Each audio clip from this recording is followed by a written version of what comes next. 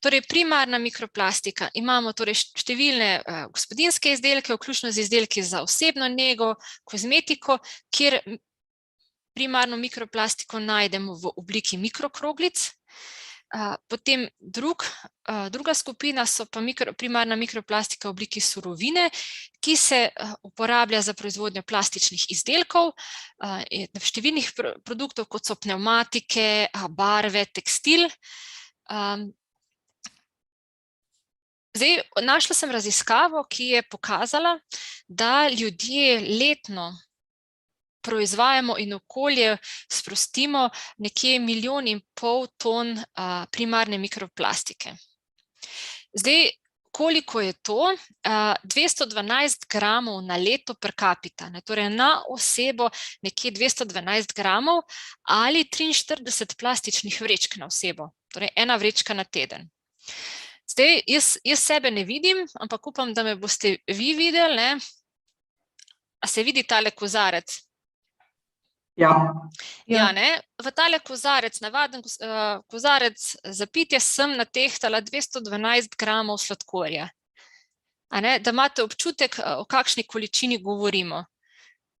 To je povprečni izračun oziroma ocena na prebivalca. Je pa treba opozoriti, da ta podatek je povprečje, obstajajo razlike med različnimi regijami in kontinenti. Ne vem, v Afriki je ta količina toliko nižja, da bi lahko enačili samo z 22 plastičnimi vrečkami, medtem ko v Ameriki je pa ta količina toliko večja in jo lahko enačimo s količino nekje 150 vrečk na osebo, kar je bistveno več. Mi, Evropejci, smo pa nekje v tem povprečju oziroma malo nad tem povprečjem, če gledamo per capita.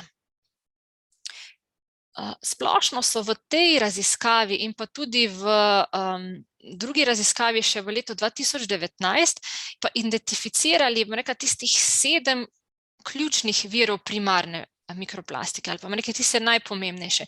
In seveda ena izmed zelo pomembnih virov so pnevmatike. Druga so sintetična vlakna, torej sintetični tekstil v veliki meri, tudi ladijski premazi, cestne oznake, izdelki za osebno nego, plastični peleti, torej surovina kot taka, in pa mestni prah. Zdaj, vsi ti viri so posledica različnih aktivnosti, bodisi gospodarstva, gospodinjstva, tako dejavnosti na kopnem kot tudi na morju. Torej, gre za precej razpršeno produkcijo primarne mikroplastike. Zdaj, če pogledamo mikrokroglice, o katerih bomo na drugem webinarju kar precej govorili, mogoče samo to, kateri so zdaj tisti polimeri, ki jih največkrat v kozmetiki in v izdelkih za osebno nego srečamo. Najpogosteje so to polietilen, polipropilen, polimetilmetakrilat, polietilen tereftalat in pa polietilen glikoli različnih mas.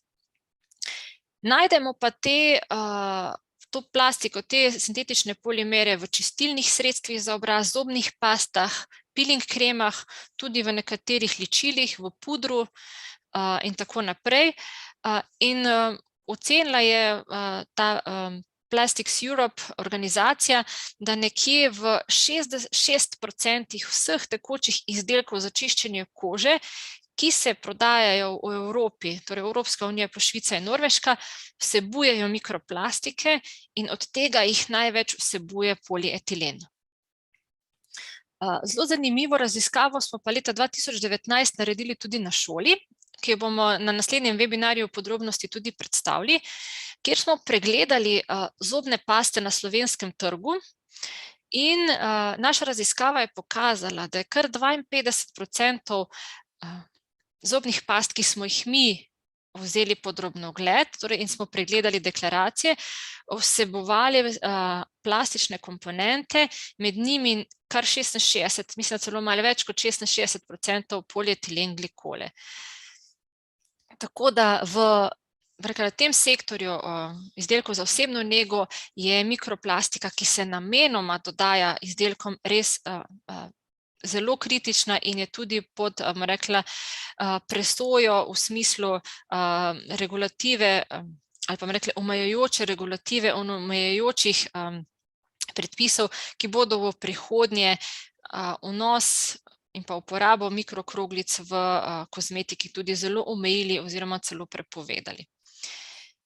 Če pa pogledamo surovine, torej pelete, granulate, vlakna, kosmiče, prah, torej, ki se uporabljajo kot izvorni material za produkcijo plastičnih izdelkov, iz tega vidika je pa največ mikroplastike iz aktivnosti, torej prometa, torej pnevmatik, ob obrabi, ob odrgnini, torej ob eroziji pnevmatik in pa seveda sintetična tekstilna vlakna so tista, ki predstavljajo zelo veliko, velik delež te primarne mikroplastike.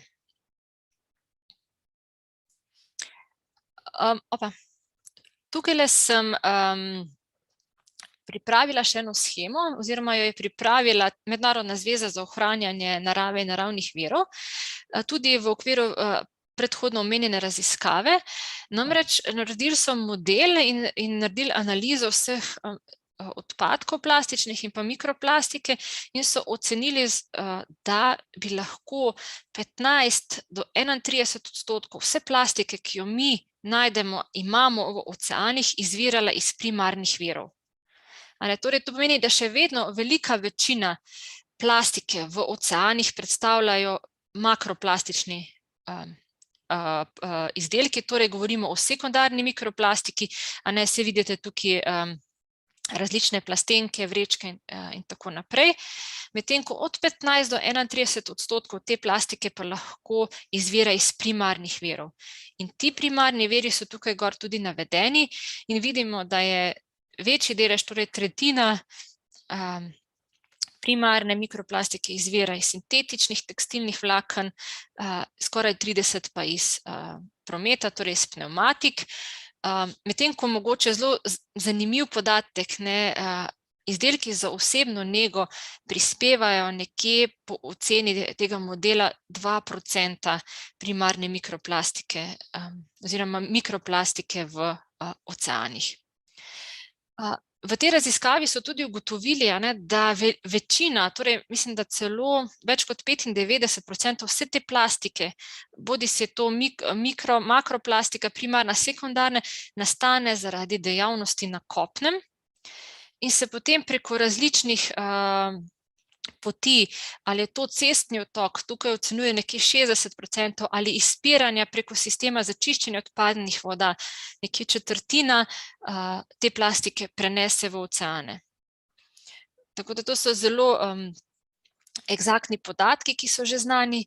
Seveda, kar sem glih omenila, ob uporabi, ob obrabi se pa potem primarna mikroplastika preko odpadnih voda, preko čistilnih naprav, cestnih odtokov, izpiranja vnaša v naše okolje. IUCN, torej Mednarodna zveza za ohranjanje narave in naravnih virov, je naredila tudi raziskavo po regijah, po celotnem svetu. Vzela je 7 regij in je v bistvu ovrednotila, doprinos primarne mikroplastike k celotnim izpustom plastike in mikroplastike v okolje.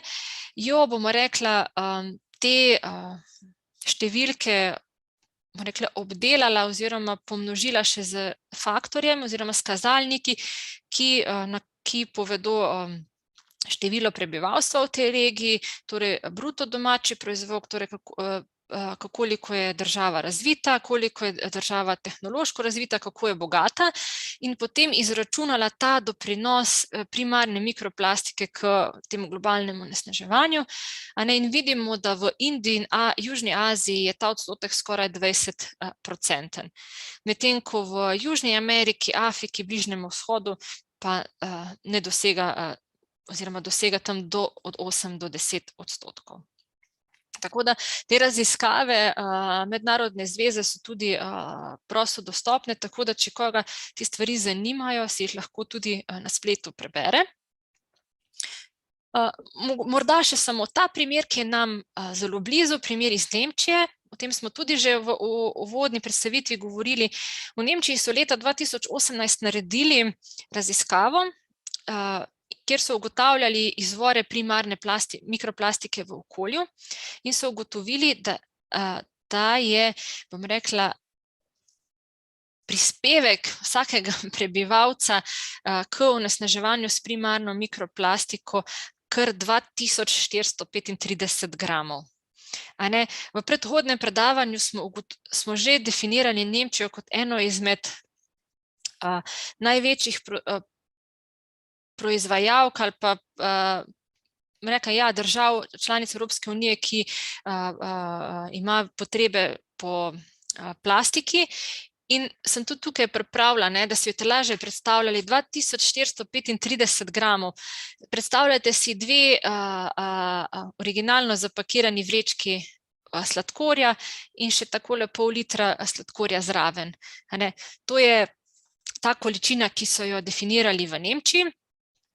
Zanimivo pa je, da so večji delež, torej kar polovico te mikroplastike pripisali uporabi pnevmatik, torej uporabi odrgnine pnevmatik, kar je seveda rezultat gostega prometa na tem področju. In še enkrat, da naj ponovim, to so samo primarni viri, torej ne gre za sekundarne vire, ampak samo primarni viri.